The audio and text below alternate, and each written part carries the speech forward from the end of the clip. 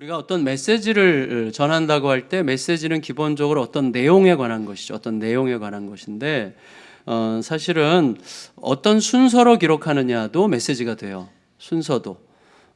그래서 예를 들어서 제가 누군가를 부를 때 우리 교육자님들 누구를 이렇게 어떤 중요한 일을 부를 때 누구부터 부르냐 하는 것도 하나의 메시지가 될 수 있잖아요. 순서도. 그래서 대표적으로는 신약 성경에서 그 유대식 그 습관이 뭐냐면 어떤 명단을 쫙 나열할 때 제일 중요한 사람은 맨 앞에와 맨 끝에 오는 그게 그들의 어떤 표현 방식이라고 해요. 그것도 하나의 메시지죠. 그래서 사도행전 13장에 보면 안디옥 교회 일꾼들이 쭉 이렇게 명단이 나오거든요. 명단이 제일 먼저 나오는 사람이 바나바고 제일 끝에 나오는 사람이 바울이거든요. 그때는 이제 사울이었지만 바울이 된 사울. 그래서 그 두 사람이 아주 중요한 인물이라는 것을 그런 방식으로 우리에게 메시지를 전하는 거죠.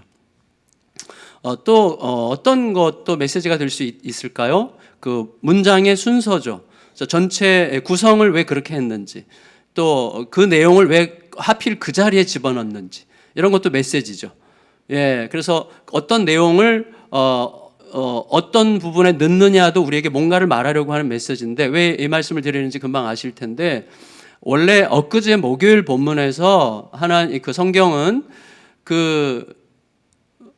이제 요단강 동편 진파 말고 나머지 요단강 건너기 전에 땅을 차지했던 두 지파 반 말고 나머지 9지파와 반 지파가 이제 요단 서쪽에서 정복 전쟁이 끝났고, 그래서 이제 9지파 반이 차지해야 될 땅이 있다.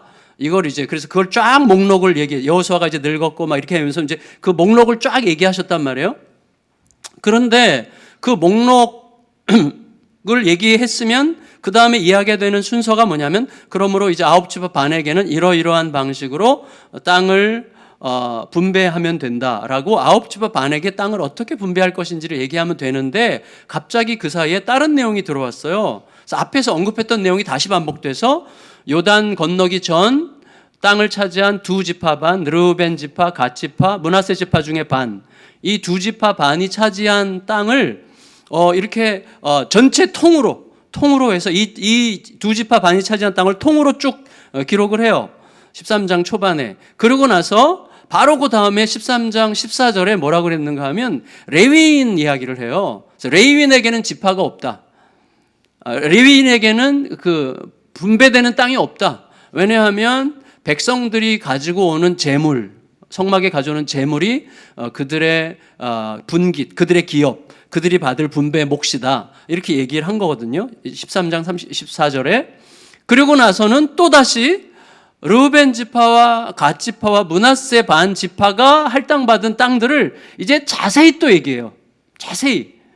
그러고 나서 마지막에 또 뭐라고 오늘 34절에 뭐라 그래요? 레위 지파에게 땅이 없는 이유는 또 이렇게 얘기한단 말이에요. 그래서 이 두 가지 과제가 이게 순서를 통해서 우리에게 어떤 메시지를 생각할 수 있을까라고 여길 때 이 순서가 있는 거예요. 그러니까 순서가 우리에게 질문을 불러일으키는 거죠. 왜 하나님께서는 9지파 반에게 이제 땅을, 이제 요 뒤에 가면 땅 분배가 이제 시작이 되는데, 9지파 반에 대한 분배가 시작되는데, 9지파 반 이야기를 하시다가 갑자기 이미 얘기가 끝난 두 지파 반 이야기, 요단강 건너기 전에 이미 차지한 땅의 이야기를 왜 다시 갑자기 기록하시는가? 그리고 두 번째는 왜 그 사이에 레위 지파 이야기를 이렇게 양념처럼 하나씩 끼워 넣으셨을까?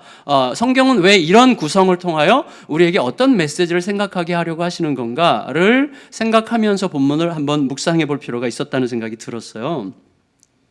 첫째는 요단 서편에서 이제 요단을 건넌 상태에서 땅을 분배받아서 이제 9지파 반이 이제 어떻게 땅을 차지할 것인가에 대해서 이야기를 하다가 갑자기 요단 동편에서 이미 땅을 소유한 두 지파 반에 대한 이야기를 하는 이유는 무엇보다도 이제 요단강 건너서 땅을 정복해야 될 9지파 반에게 뭔가 도전이 되고 뭔가 격려가 되니까 거기다가 이제 넣으신 거죠. 근데 먼저 배경을 보면 민수기 32장에 있는데 민수기 32장에 보면 이 요단강을 건너기 전에 이제 어제 잠깐 말씀드렸죠. 모세를 통해서 어쩔 수 없이 길 좀 내달라고 그랬더니 그 사람들이 공격해 들어와서 싸우게 됐고 그 땅을 정복하게 됐는데 그 땅을 이제 차지한 다음에 루벤 지파랑 갓 지파가 문하세 반지파가 특히 이제 루벤 지파와 갓 지파가 이제 이게 좀 가까웠던 것 같아요. 가까웠던 근거는 잘 모르겠는데 사실은 이스라엘 백성들이 그 광야를 행진할 때 여호와의 성막을 두고 동남 서북 이렇게 해서 동쪽에는 유다진, 남쪽에는 루벤진, 서쪽에는 무슨 진이죠? 그 에브라임진, 또 북쪽에는 단진 해서 한 진에 세 지파씩 묶었어요.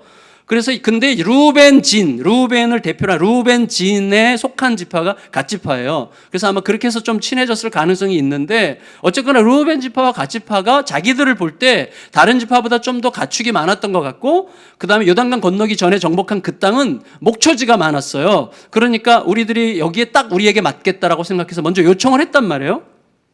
근데 여러분 생각해 보세요. 12지파 중에서 가축 없는 지파는 어디 있겠어요?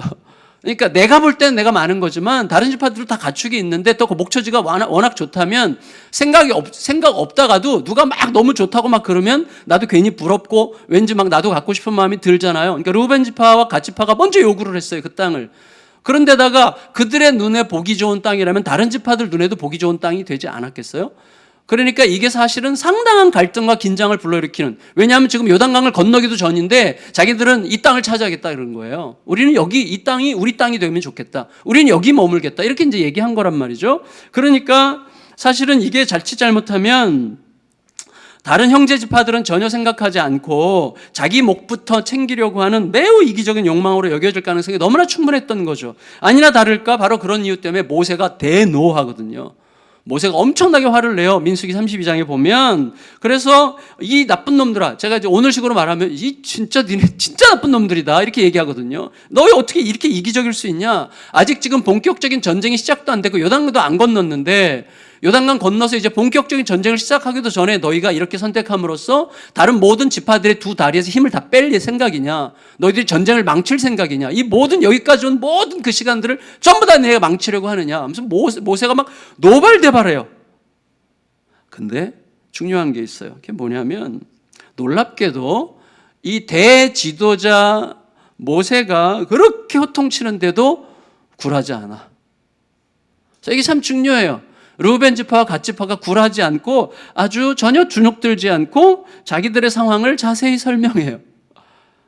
저는 이 부분에 뭐가 있다는 생각이 들었어요. 뭐냐면 여러분 아이들에게 우리 믿음이가 뭐 잘못했는데 이게 이실직고 하지 않고 자꾸 속이려고 이렇게 하는 것 같아요. 뻔히 보이잖아요. 엄마 아빠 눈에는. 그래서 야 너 이거 사실이야 아니야? 이렇게 얘기할 때 엄마 아빠는 뭘 봐요? 눈을 보면 금방 알아요. 눈을 보면 이게 아무리 속으려고 해도 못 속여. 눈 보면 다 알거든요. 근데 우리 자녀들이 오해하면 안 됩니다. 오늘도 속였다 그러면 안 돼요. 엄마 아빠가 속아주신 거예요. 사실은 다 알고 눈이 보면 딱 알아요. 그러니까 야 엄마 아빠의 관대함, 관대함이라는 단어 잘 모를 수도 있지만 하여튼 엄마 아빠가 오늘도 날 봐줬구나 생각하면 돼요. 못 속여요. 이걸 보면. 근데 이 거짓말이면 약간이라도 주눅드는 눈빛이 싹 지나가요. 주눅드는 눈빛이. 근데 여러분 루벤 지파와 갓 지파가 이 어마어마한 지도자 모세가 호통을 치고 있는데 모세 앞에서 주눅들지 않고 자근자근 설명한다는 건 무슨 뜻이죠? 그들이 지나치게 뻔뻔한 게 아니라면 그들의 선택이 자기들만의 욕망의 선택이 아니라 이스라엘 공동체를 위한 선택이었다는 사실을 스스로 확신했기 때문에만 할 수 있는 태도를 보였던 거예요. 그 부분이 참 중요하다는 생각을 하게 됐어요. 여러분, 그래서 그 결과 그들이 어떻게 하죠? 걱정하지 마십시오. 우리가 여기 이 땅에 아직 적진이 있어요. 그 안에 적들이 아직 많이 있는데 여전히 적들이 많이 남아있는 이 땅에 잠깐 시간 주시면 우리가 좀 이렇게 흙으로라도 요새를 대충 쌓고 그 요새에 우리 아이들, 아내들, 가축들을 다 거기에 안전하게 놓아놓고 안전하지 않죠. 적군이 쳐들어오면 아무 군사가 없는데 어떻게 안전합니까? 근데 그렇게 하고 우리의 모든 장정들은 전부 다 요단강 건너서 맨 앞장서서 전쟁을 다 치르고 우리의 동족 9지파 반이 전부 다 자기들의 땅을 차지하게 된 이후에야 다시 요단강을 돌아와 우리 가족들과 재회하겠습니다 라고 약속할 만큼 자기들의 선택이 확실하다는 걸 보여주는 거예요. 다시 말하면 자기들의 선택이 이기적인 선택이 아니라 공동체를 위한 선택이라는 것을, 어떻게 보면 계산적으로 보면 이 두 지파 반이 요단강 건너기 전에 자기들이 땅을 차지했기 때문에 아홉 지파 반에게 돌아갈 땅이 훨씬 많은 거죠. 요단강 건너서. 그리고 굉장히 희생적으로 앞장서서 싸우고 돌아오겠다고 하는 건데 그 약속을 다 지켰어요. 그 약속을 다 지켰어요. 지금 여호수아가 지금 이 본문이 기록될 이때에는 그 약속을 이미 다 지킨 상태에서 이걸 기록하는 거예요. 그래서 그들에게는 지금 아홉 지파 반에게는 아직 남아있는 싸움이지만, 이들에게는 아직도 물론 남아있는 싸움이 이들에게도 있지만 거의 이들에게는 완료된 싸움인 거예요. 그러니까 이직 남아있는 전쟁이 있는 아홉 지파 반에게 이미 완료된 거의 끝을 본 두 지파 반의 이야기를, 그들이 차지한 땅을 쭉 이야기해 줌으로써 이들에게 뭔가 격려하고 도전하고 용기를 주고 희망을 주는 그런 효과를 오늘 본문을 통해서 우리에게 보여주고 있다고 생각할 수 있는 거죠. 하나님께서 그들의 결단을 굉장히 귀하게 보셨던 것 같습니다. 그래서 결국은 그들은 요단을 다시 건넜어요. 가족들을 찾아서 얼마나 걱정됐겠어요. 거기 자녀들만, 아기들만. 특히 이제 모세에게 민수기 32장에서 이 장정들, 가장들이 설명할 때 딴 얘기 안 해요. 아이들 얘기만 해요. 아이들. 우리 아이들을 우리가 좀 지킬 수 있도록 좀 뭔가 짓고 아이들 거기다 좀 보호하고 그 다음에 우리가 갔다 오겠습니다 얘기를 하거든요. 얼마나 전쟁하면서 내내 걱정스러웠겠어요. 진짜 처자식들 거기 다 있고 노인네들이 있고 재산들 거기 다 있고 자기의 모든 삶의 터전을 거기다 다 두고 와서 이제 전쟁만 하는 건데 얼마나 힘들었겠어요. 그리고 지파들 안에서 좀 약간 눈치도 있을 건데 그걸 다 완수하고 드디어 다시 요단강을 건너서 가족과 상봉을 했고 모든 것이 제자리를 찾아 들어가는 이 샬롬, 그게 샬롬이라 그러죠. 샬롬은 뭐예요? 모든 게 제자리로 들어가는, 믿음이가 믿음이 자리에, 소망이가 소망이 자리에, 사랑이가 사랑이 자리에, 우리 누군가가 그 자기 자리에, 남편이 남편 자리에, 자기 자리에 들어가는 이 샬롬의 안식이 그들에게는 이미 어느 정도 이루어진 거죠. 그러니까 그들을 지금 나머지 정복 전쟁을 앞두고 있는 아홉 지파 반에게 느끼게 하는 거죠. 이게 참 아름다운 이야기라고 생각이 듭니다. 그래서 이제 각 지파별로 흩어져서 싸워야 되는 아홉 지파 반에게 이렇게 얘기하는 거죠. 결국 하나님께서 하시긴 하시는구나, 진짜. 하나님께서 하시는구나. 여러분, 어떤 그림의 처음부터 끝까지를 이렇게 쭉 본다는 것은 굉장히 중요하죠. 특히 한 번도 가보지 않은 길을 누군가가 미리 쫙 간 것을 내가 본 경우, 나는 진짜 도전하기가 두려운데 누군가 그 길을 이미 갔어. 그러면 그 다음에 사는 거거든요. 그게 우리나라 겨울 스포츠 피겨잖아요. 김연아를 통해서 본 거예요. 끝을 봤잖아요, 끝을. 그러니까 어마어마하게 많은 후배들이 나와가지고 그 길을 쫙 가잖아요. 우리나라에 언제 이렇게 피겨가 왕성해질 거는 꿈도 못 꿨잖아요. 솔직히 우리 옛날만 해도, 옛날이 언제인지 모르겠지만 이게 꿈도 못 꿨던 일이에요. 근데 한 사람이 그 길을 가니까 쫙 따라가는 거잖아요. 그런 거죠. 근데 우리에게는 영원토록 그 길을 갈 때까지 가신 분 예수 그리스도가 계시잖아요. 죽으셨고 이기셨어요. 아멘. 그 그림이 우리에게 있는 거예요. 그 그림을 우리에게 보여주신 거예요. 끝까지 가는 그 그림. 죽어도 사는. 우리 그 그림 가지고 오늘 사는 겁니다. 그 그림 가지고 전쟁하는 겁니다. 아멘. 그 그림이에요. 우리에게 그 그림이 이미 있어요. 그러니까 얼마나 아름답고 감사한 일입니까? 그 그림 보면서 가는. 그래서 오늘 어떻게 지지고 볶고 힘든 일이 있어도 결국 우리가 갈 길이 보이는 거예요. 그 길 때문에 가는 거예요. 특세도 마찬가지죠. 저도 한 3일 전인가 막 너무 힘들더라고요. 근데 하루만 가자 하니까 끝이 오는 거죠. 뭐 이게 참 알량하죠. 어떤 교회는 막 40일 하던데 우리도 한번 40일 해볼까? 뭐 이런 생각이 듭니다.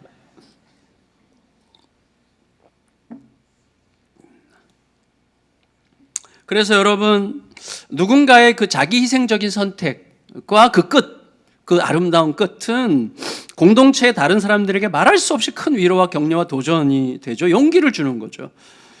저는 여전히 저를 아껴주셨던 돌아가신 선교사님은 여전히 저에게 제가 힘들 때마다 생각하는 거예요. 생각해요. 그럴 때마다 용기를 주고 격려를 줘요. 돌아가셨음에도 불구하고. 이번에 특세 기간 내내 여러분 저도 참 용기를 격려를 많이 얻었어요. 매일 아침 일찍 오셔서 그 주차 봉사하시는 우리 집사님, 남몰래 화장실 청소하는 분들, 잔디 깎고 화분 가꾸는, 이게 안 보는 것 같지만 다 이렇게 보여요. 그런 분들, 그런 손길들로부터 큰 격려와 자극과 도전과 희망을 받아요. 제가요, 제일 힘을 얻을 때 몇 개가 있는데 그 중에 하나가 뭐냐면, 진짜 여러 번 말씀드렸지만, 우리 밥 먹을 때, 우리 고등 친구, 중고등 친구들이 유치부 친구들에게 챙겨줄 때, 엄청난 용기를, 언뜻 볼 때마다 용기가 확 생기고, 행복하고 막 그런 거죠. 예, 우리 요즘엔 특히 여러분 예수교육센터 건축과 관련해서 우리 성도들 구석구석에서 막 좀 그래서 해볼까 해요. 지금 제가 이렇게 문장을 좀 써가지고 어떤 믿음의 이야기들이 있었는지를 쫙 써가지고 여기에 그 뭐죠? 철판에다가 글씨 쓰는 거 뭐죠? 이렇게 하는 거 있잖아요. 철판에 글씨 새기는 거. 그렇게 해서 이 건물 이렇게 보이는 곳에다가 이렇게 쫙 벽에다 이렇게 붙여놓을까 해요. 늘 아이들이 볼 수 있도록 이 건물이 지어지는 동안에 어떤 이야기가 있었고 어떤 아름다운 이야기가 있었는지, 어떤 꼬맹이는 막 어릴 때부터 저축한 그 뭐죠? 얘기 드렸죠. 막 돼지 저금통 3개를 부모님이랑 가져왔는데 거기 막 몇백만 원이 들은 거예요. 그러니까 오랫동안 막 모아가지고. 그러니까 그 아이에게 받은 용돈 다 거기다 집어넣은 거죠. 애는 다행히 애가 말랐으면 참 걱정했을 텐데 퉁퉁해. 그래도 참 감사하고 뭐 그런 거. 뭐 어떤 권사님 막 힘들게 막 어디선가 막 힘든 상황에서 일해서 겨우 모은 거 뭐 이런 거. 어떤 분은 막 여기다 막 8만 원 흘린 거 아직도 안 찾아가서 그것도 건축원금으로 또 이제 넣고. 그래서 오늘까지 안 찾아가면 이제 건축원금으로 넣을까 해요. 찾아가세요. 근데 어쨌거나 여러분, 제가 예수양남교회 교인이라는 게 참 기쁘고 자랑스럽게 느껴져요. 누군가의 사심 없는 헌신 덕분에 우리들은 더 잘 헌신할 수 있어요. 그때 그 헌신은 경쟁도 아니고 자랑도 아니고 기쁨과 감격의 헌신이죠. 요단 동편 이 2지파의 이야기는 그래서 나머지 9지파 반에게 꼭 필요한 이야기죠. 우리에게 뭔가를 그리워하게 하는 그런 이야기죠. 두 번째, 이 성경은 왜 요단강 동편을 차지한 2지파 반, 요단강 건너기 전에 이 땅을 차지한 이 2지파 반 이야기 사이사이에 왜 레위인 이야기를 껴넣었을까요?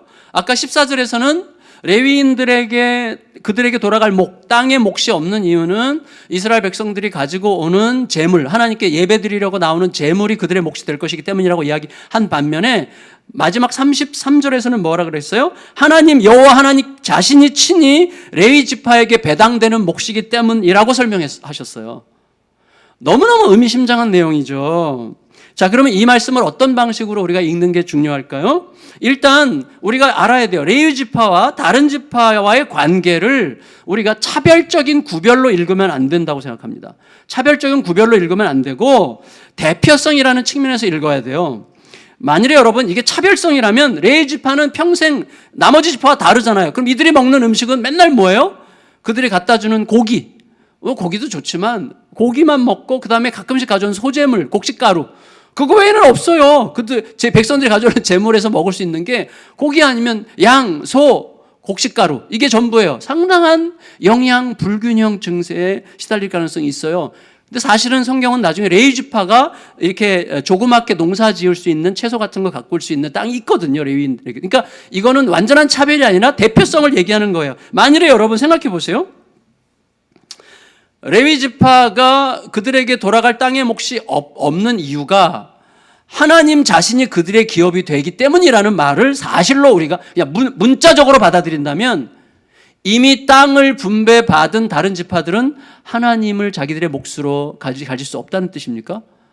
그렇지 않잖아요. 그러니까 하나님과 다른 땅은 배타적으로 하나님을 소유했으면 땅을 못 차지하고 땅을 소유했으면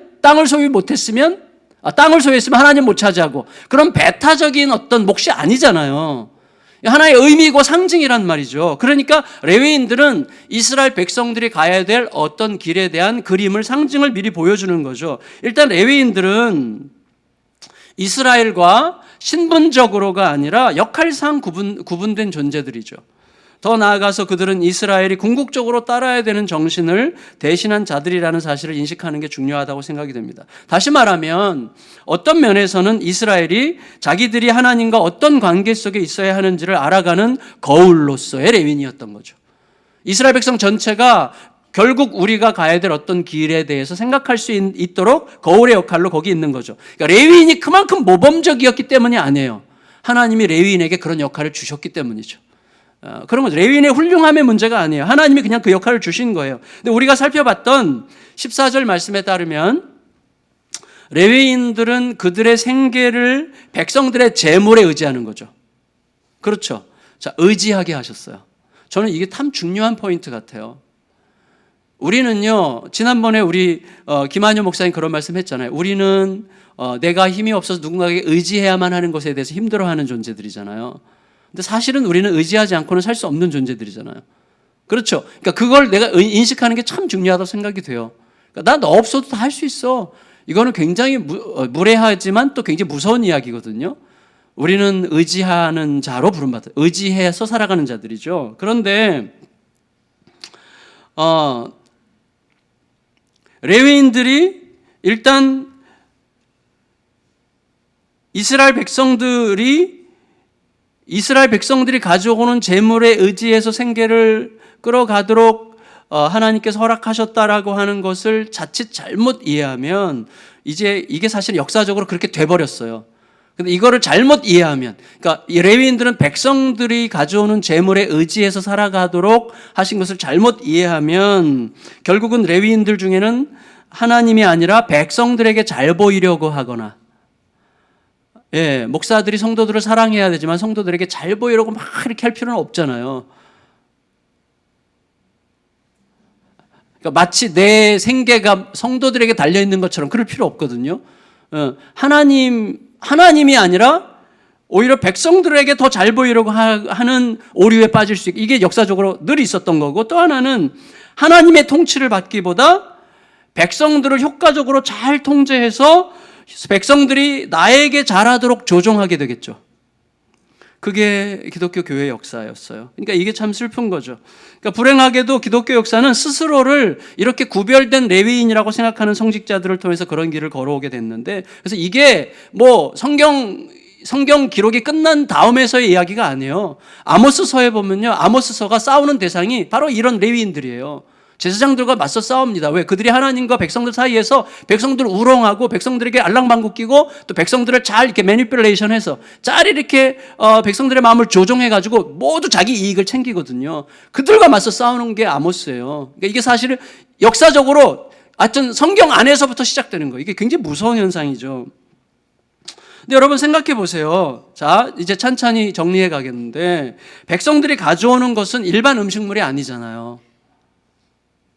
그거는 자기 죄 문제를 해결하기 위해서, 그리고 어떤 때는 하나님과의 생명의 관계, 화목제, 생명의 관계를 들어가기 위해서 가져오는 재물이었어요. 다시 말하면 하나님과의 관계 때문에 가져오는 재물을 취하라고 하신 거예요. 이게 되게 중요한 거죠. 그러니까 하나님과의 관계 때문에 하나님께 바친 것을, 다시 말해 하나님께 바쳤기 때문에 하나님의 것이 된 것을 하나님으로부터 받아서 살아가는 자들로 하나님께서 임명하신 거예요. 여러분, 사람에게 절대 매일 필요 없어요. 이건 레위인은 모두를 대표한다 그랬죠. 다시 말하면 여러분, 어떤 환경이 여러분을 살리는 게 아니에요. 어떤 사람이 여러분을 살게 하는 게 아니에요. 하나님이 그 사람과 환경을 통해서 여러분을 살리고 계시는 거예요. 이거를 잊지 않아야 삶이 제대로 되는 거예요. 삶이. 그때 안 그러면 계속 아주 추적거려요. 아주 누추해져요, 삶이. 혹시 이해가 가셨어요? 자, 레위인을 통해서 우리에게 말씀하고자 하는 게 되게 중요한 거예요. 따라서 여러분, 예배자가 재물을 가지고 하나님 앞에 나온다고 하는 것은 결과적으로 자기 자신을 갖고 나오는 거잖아요.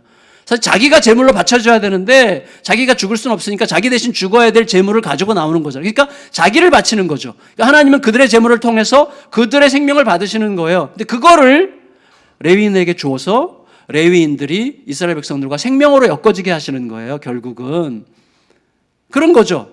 그게 너무나 중요한 포인트예요, 여러분. 그런데 오늘 33절에서는 뭐라고 그러셨어요? 이스라엘의 하나님 여호와께서 친히 자기 자신이 그들의 기업이 되셨기 때문에 레위인들이 따로 땅을 분배받지 않아도 된다고 이야기하시는 거예요. 결과적으로 여러분, 자, 이렇게 정리할 수 있어요. 백성들이 하나님께 제물을 바칠 때 하나님은 그것을 통해서 하나님의 백성이 하나님의 생명이 백성과 연결되게 하신 거죠. 왜? 재물은 그 죄 문제로 하나님과 생명의 소통을 위해서 재물을 가져온 거니까 그 재물을 통해서 받으시고 그들과 하나님 사이의 생명이 연결되게 하신 거죠. 그런데 그것을 레위인에게 주심으로 궁극적으로는 뭐예요? 하나님 자신을 레위인이 받아야 될 몫으로 내어주신다는 뜻이죠. 그런 의미에서 레위인들은 이 땅에서 아무것도 가지지 않음으로 오히려 하나님, 곧 모든 것을 가지게 되는 충분히 배부른 자들이 되는 방식으로 살게 하셨다는 거죠. 그리고 그것이 레위인을 비롯해서 모든 이스라엘 백성들이 가야 될 길이라는 것을 알리신 거예요. 결국 여러분, 레위인들은 하나님을 자기 몫으로 받은 자들인데, 하지만 하나님이 주시는 땅이 아니라 하나님 자신을 얻어야 되는 자들이 레위인들 뿐입니까? 아니잖아요. 그러니까 레위인은 모든 이들이 가야 될 길을 대표해서 보여주는 거예요. 그런 의미에서 레위인은 이스라엘 백성 전체가 추구해야 되는 길을 대표하는 자들이고, 지금 이제 가나안 요단강 서편의 땅을 정복하러 떠나야 될 9지파 반이 뭘 생각해야 돼요? 우리는 땅을 정복하러 가지만 사실은 하나님을 얻으러 가는 자들이라고 생각하고서 땅을 얻어야 된다는 거예요. 이게 우리들의 삶의 모든 전쟁에서 핵심입니다. 핵심. 아까 제가 청년들을 위해서 기도할 때도 그런 기도 했잖아요. 청년들 취업 필요. 이게 다 땅이죠, 땅. 우리가 정복해야 될 땅이죠. 취업, 결혼, 전부 다 우리가 정복해야 될 땅인데 그 땅이 사실 그 땅을 얻고 끝나면 끝나는 거예요. 그 땅을 얻는 게 아니라 사실은 하나님을 얻는 과정이 되어야만 하는 것이죠. 하나님이 나의 몫이 돼야 되는 거예요. 그래서 레위인이 우리를 대표하는 거예요. 하나님을 얻는 과정. 그 모든 과정을 통하여 다른 거 다 얻었는데 하나님을 못 얻으면, 여러분 시편 105편 116절인가에 있잖아요. 이스라엘 백성들이 광야를 지날 때 하도 달라고 그랬어요. 그들이 원하는 땅이죠. 이것도 주세요. 이것도 주세요. 이것도 주세요. 이것도 주세요. 근데 하나님을 원하지는 않아. 하나님 손에 있는 것만 원해. 그래서 하나님께서 뭐라고 그러셨어요? 거기서 여호와께서 그들이 원하는 모든 것을 주셨을지라도 그들의 영혼을 파리하게 하셨다. 그들의 영혼을 시들어버리게 하셨다 그랬어요. 왜? 하나님 자신은 주시지 않았다는 뜻이에요. 땅은 다 얻었지만 하나님을 얻지 않았어요. 그건 끝난 거예요. 그게 광야 이스라엘 백성들이었죠. 다 얻었는데 하나님은 거기에 없는 거죠. 그래서 지금 레위인을 통하여 우리에게 말씀하고 계시는 거죠. 너희들이 이 땅에서 전쟁에서 승리해야 된다. 그런데 전쟁에서 승리할 때 마지막 너희가 챙겨야 될 전리품은 하나님이다. 우리가 끝까지 목적하는 것은 하나님을 얻는 거예요. 하나님이 내 안에 충만하시고 하나님으로 배부르고 하나님이 나의 전부가 되시는 게 우리의 전쟁의 마지막 목적이에요. 그게 이긴 전쟁이에요. 그런데 중요한 것은 우리가 원치도 않았는데 하나님이 이미 자신을 우리에게 주셨잖아요. 그래서 이긴 전쟁이에요. 근데 우리는 그것을 잊지 않으면 되는 거예요. 잊지 않으면 하나님 자신을 그의 아들 예수 그리스도를 우리에게 주셨다는 사실을 잊지 않는 게 중요한 거예요. 그걸 기억하고 살아가게 되는 것입니다. 여러분, 우리들의 삶의 전쟁이 너무나 동일한 거예요. 말씀을 마칠게요. 여러분, 우리들이 자녀의 성공을 얻으려 하게 되면 잃는 게 너무 많을 거예요. 그런데 우리가 궁극적으로 자녀건 배우자건 재물이건 영광이건 그 어떤 것을 상대하든지 우리의 최종 목적이 하나님을 얻는 것이라는 사실을 절대로 잊지 않고 그것에 합당한 마음으로 행동하려고 하면 그때 우리는 하나님을 얻음으로 하나님을 통해서 모든 것을 얻는 자들이 될 겁니다. 그건 너무나 확실해요. 그것이야말로 진정한 이긴 전쟁이 될 거예요. 그런 참으로 이긴 전쟁의 승리자들이 다 되시기를. 하나님이 다 하세요. 다 되시기를 예수님의 이름으로 축원합니다. 이제 우리 마지막 날 다리 불편하신 분들 외에는 다 같이 일어나서 세상의 유혹 시험이 주를 찬양 전쟁은 나에게 속한 것 아니니